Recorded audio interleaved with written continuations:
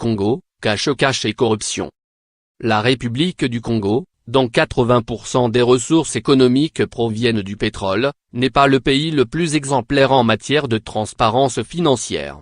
Au contraire, la corruption est au cœur de la vie politique et économique du pays. On retrouve, dans son histoire récente, plusieurs affaires dans lesquelles les bénéfices pétroliers du pays ont été soustraits au profit de quelques puissants. C'est le cas de l'affaire Sphinx Bermuda, symptomatique illustration des malversations financières pratiquées au Congo.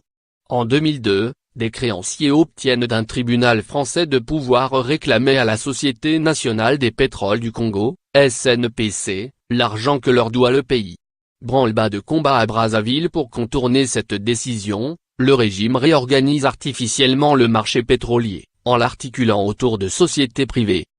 C'est ainsi que la société Sphinx, fraîchement créée, se retrouve à faire affaire avec les acheteurs de pétrole congolais. Cette société écran, installée aux Bermudes, un paradis fiscal des Caraïbes, appartenait secrètement au conseiller spécial du président congolais Denis Gokana.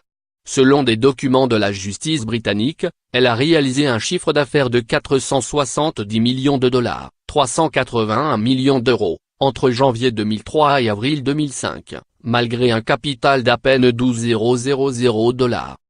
Cette structure offshore a ainsi permis au Congo d'éviter les demandes insistantes de ses créanciers.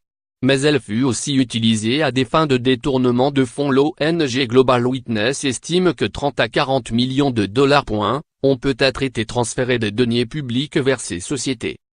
Plus récemment, l'organisation suisse Public-Eye faisait état de soupçons de corruption entre la SNPC et une société de négoce suisse, Gnevor.